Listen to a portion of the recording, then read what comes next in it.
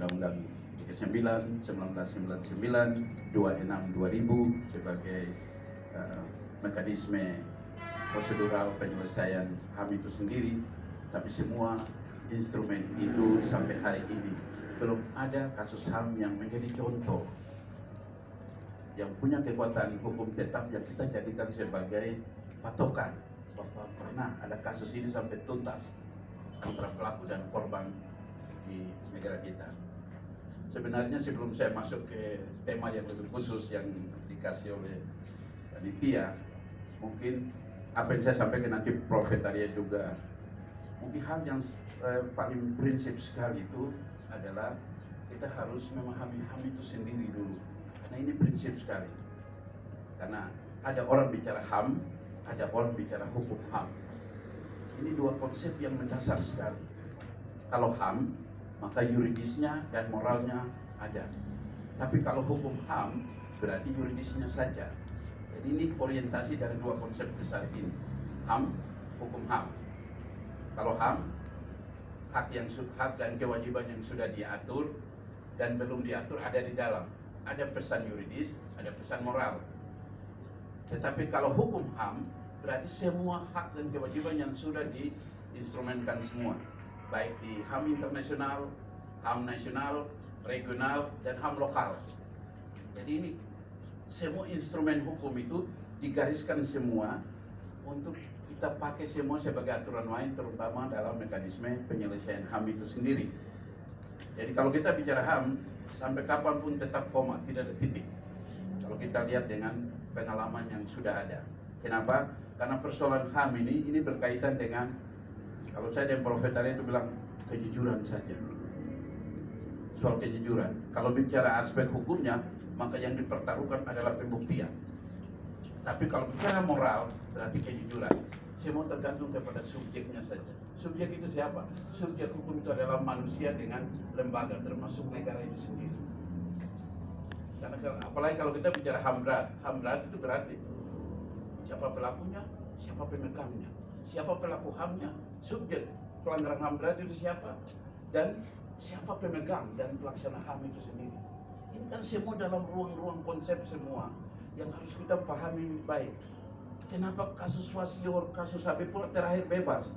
Ini soal kita menjustifikasi itu HAM berat. Tapi sistem hukum kita menghendaki pembuktian. Kawal bagaimana? Sampai terakhir kok bebas. Yang tadinya HAM berat tapi sampai di sana. Tapi itu mekanismenya tersendiri. Maka itu judicial dan non-judicial. Yang sekarang kita alami itu adalah judicial semua. Non-judicial itu tidak kelihatan sekali. Sekarang ada model-model metode baru yang muncul di ruang pidana. Misalnya retroactive justice. Pelaku dan korban duduk sama-sama, tidak ada dusta di antara kita, jujur atau tidak. Ini kan mekanisme yang diupayakan terus dalam penyelesaian kasus HAM ini. Tapi apakah seperti itu kasus HAM kita bisa pakai RJ, retroactive justice maksud saya itu, disingkat RJ. Apakah kita bisa pakai itu atau tidak? Sekarang di Papua sudah ada RJ yang dibentuk oleh kejaksaan. Nabire sudah ada. Tapi apakah kasus seperti begitu? Ada syaratnya lagi. Kasus yang bagaimana? Kalau KDRT tidak ada masalah. Tapi HAM itu bisa masuk. Korupsi bisa masuk. Ini semua jadi mekanisme instrumen semua yang harus kita pahami semua. Karena negara dia berangkat, ini powernya adalah sistem hukum. Bukti kuat, kepastian hukum itu ada. Kalau bukti lemah, sorry dulu. Tapi kalau di adat itu dia bukan dia soal bukti, tapi dia lihat manusia kalau dirugikan karena martabatnya. Moral itu yang adat perjuangkan paling besar sekali. Bukan soal pembuktiannya, tetapi pesan budaya, nilai budaya, hakikat dari manusia dia dudukan setingkat seperti apa yang kita konsepkan dalam instrumen negara. Tapi bagaimana kedudukan hukum adat ini terhadap HAM ini? Hukum adat juga sistem hukum. Sekarang dihadapkan dengan hukum negara, ini sudah keseimbangannya sudah tidak berimbang. Kenapa? Yang satu kodifikasi, yang satu living law, atau dia bagian dari hukum yang hidup. Ini kan jadi tantangan untuk kita semua. Sedangkan civil law dia menghendaki pembuktian. Yang satu dia belum bukan pembuktian. Kok cerita jelas atau tidak? Yang dia minta itu non-judicial, bukan proses judisialnya. Jadi ini yang harus kita semua pahami. Ruang-ruang mekanisme penyelesaian ini ada dua jalur. Yudisial, non yudisial. Kalau saya itu mau kalau kondisi Papua atau Kalimantan yang kantong-kantong masyarakat hukum adatnya masih kental atau suku bangsanya masih kental, bagusnya dipakai dua, tapi yudisial itu benteng terakhir. Non yudisial itu bagian dari konteksnya bahwa masyarakat itu yang bagaimana. Kalau dia masih kental dengan kesukuan, dengan kolektivitas, solidaritas, komunalnya masih kental, maka harus didahulukan non yudisial dulu. Yang yudisial itu benteng terakhir. Kenapa terakhir? Terakhir juga dia warga negara Indonesia, kan begitu tuh. Jadi begitu saja. Jadi mekanisme ini yang barangkali dihidupkan. Negara sudah mengakui bahwa hukum adat itu dia akui. Iya dia akui, tapi yang jadi persoalan itu mengatur. Maka itu berantem terus karena sistem hukum ini. Kalau saya bilang kita bicara HAM ini sebenarnya ada dalam situasi pluralisme hukum sebenarnya. Ada hukum agama karena pesan moral tadi, ada budaya juga melekat, ada hukum adat, ada hukum negara. Nanti Prof. Arya akan mempertegas berkaitan dengan misi beliau untuk HAM di Otsus ini sampai beliau nyusun KKR kemarin. Jadi kalau saya singkat saja bahwa kita bicara HAM ini kalau secara adat tidak ada masalah. Kenapa tidak ada masalah? Hanya dia mekanismenya itu yang belum kuat dijalankan atau diakui oleh negara dalam hal pengaturannya, supaya menjadi kekuatan yang berimbang dengan kekuatan kita punya sistem hukum. Kalau orang PNJ, orang Australia, mereka menganut sistem common law. Common law itu artinya kebiasaan dia sejajar dengan undang-undang berlaku sama-sama. Tapi kita orang yang tidak, dia akui tapi mengatur tidak bisa. Ini anakku, tapi kasih makan harus minta diatur dulu karena menyangkut subjek. Karena hak dan kewajiban harus diatur. Maka itu kita lihat segala sesuatu yang berbau dengan adat dari Sabang sampai Merauke, Rote sampai Nias itu semua berantem dulu karena minta diatur. Karena kita politik hukum di Indonesia itu kan civil law itu dia mengutamakan tertulis, bukan yang tidak tertulis. Maka selalu berantem terus. Ketika kita hadapkan dengan HAM ini, maka untuk Bapak itu maunya itu sebenarnya yudisial untuk Papua itu yang seharusnya dikasih nomor 1. Baru yudisial itu sebagai benteng terakhir. Itu pandangan Bapak. Nanti Prof. Arya akan memperkuat dengan misi beliau mengenai naskah akademik dari KKR itu sendiri. Ya sebenarnya undang-undang Otsus undang-undang Otsus sebenarnya mengakomodir sebelum ada undang-undang Otsus yang baru ini. Jadi pasal 45 sampai 47 sudah oke. Tidak pernah ada kata dapat. Semua dia tulis wajib semua. Tapi yang sekarang jadi masalah ini undang-undang Otsus juga ada dalam ranah undang-undang Pemda. Karena kita di Indonesia yang jalankan trias politika, ada yudikatif, ada eksekutif, ada legislatif. Yang sekarang jadi masalah itu Otsus diakui dalam ranah eksekutif, apakah yudikatif dia laksanakan atau tidak? Ini semua jadi masalah semua.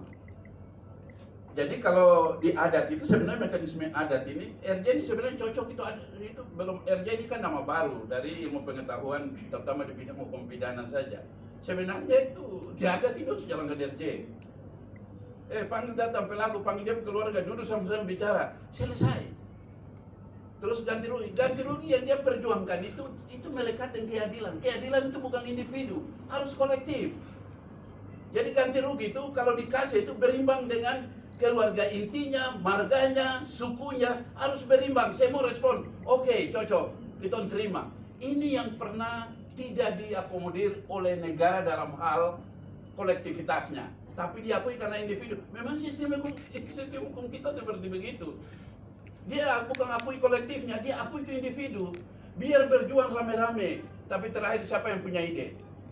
Siapa ini? Saya karena teman jadi saya ikut. Saya kalau begitu 20, 18, 16, semua berjuang sama-sama tapi dapat hukuman satu-satu. Itu ciri khas sistem hukum kita. Tapi kalau dia ada tidak, bisa individu, bisa kolektif, dia kasih sanksi semua. Ini yang belum terakomodir. Pola pandang dari masyarakat hukum adat atau masyarakat adat atau suku bangsa dengan sistem hukumnya. Keadilan yang dia mau itu keadilan kolektif, bukan individu. Maka itu ganti rugi yang dia sodorkan itu harus terhitung semua. Ganti rugi itu harus keluarga intinya, marganya, sukunya, semua harus kebagian semua. Supaya kolektif, karena keseimbangan. Kalau dalam hukum adat kan pakai istilah kosmos.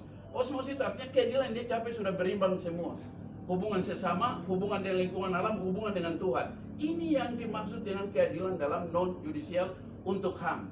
Karena dia pesannya bukan alat bukti, dia pesannya adalah moral. Supaya keseimbangan ini dijaga. Tapi kita lihat konteks ini kan belum terakomodir.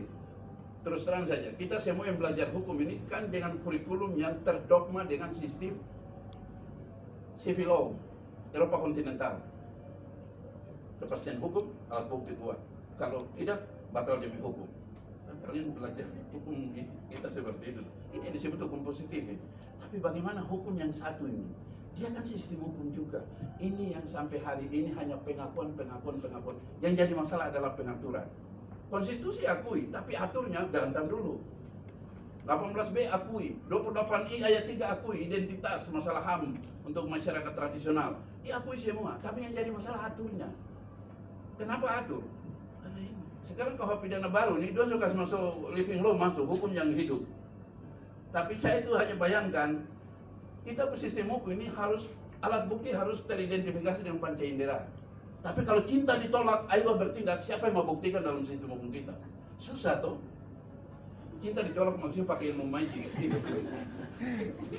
Bapak pakai bahasa Melayu Papua aja. Ini kan susah dalam sistem hukum kita, apalagi bicara HAM. HAM ini kan pesan moral kuat sekali nih. Ini soal jujur saja. Semua kasus Tanjung Priuk apa semua ini semua kita tunggu kapan ada putusan yang jadi contoh atau jadi presiden supaya kita pakai jadi acuan. Tidak ada sampai hari ini. Saya lalu bicara HAM di Indonesia lalu koma terus. Tidak pernah ada titiknya. Kenapa? Kejujuran. Jadi begitu. Jadi ganti rugi dalam konteks hadat ini, Bapak tidak bicara penyelewengan, nanti kita diskusi. Dia itu minta ganti rugi tapi dalam konteks kolektif. Tidak bisa ganti rugi untuk pribadi dia, tapi ganti rugi secara kolektif karena dia jaga keseimbangan hubungan antara dia berkerabat, relasi sosialnya dengan marganya, dengan sukunya. Ini yang sekarang terutama kita di Papua ini, masyarakat hukum adat atau orang asli Papua ini dalam konteks dia memperjuangkan itu. Kira-kira siapa yang bisa pahami tentang kelakuan ini berkaitan dengan konsep ganti rugi? Karena bukan pribadi ke keluarga intinya atau keluarga bati, tetapi untuk marganya, untuk sukunya. Apalagi kita lihat kasus-kasus HAM, misalnya saudara-saudara kita di dataran tinggi, mereka ini total solidaritasnya kuat sekali. Kok pukul 1 tiba-tiba trek semua datang karena kolektivitasnya tidak terpenuhi. Denda ya, tabrak kecelakaan lalu lintas antara Saireri dengan Lapago, kasus sama tapi denda berbeda. Kenapa begitu? Kalau Saireri dia hitung keluarga inti dengan marganya saja atau kerennya, suku dia terhitung. Tapi saudara-saudara dari atas, keluarga inti, marga, suku, dia hitung semua. Maka itu biaya besar karena dia mau keamanan hidup mati dia kasih semua supaya dia jaga dia. Bukan orang tua, keluarga inti yang jaga dia, tetapi keluarga yang jaga dia itu keret dan sukunya. Ini yang sampai sekarang masih berlaku di Papua.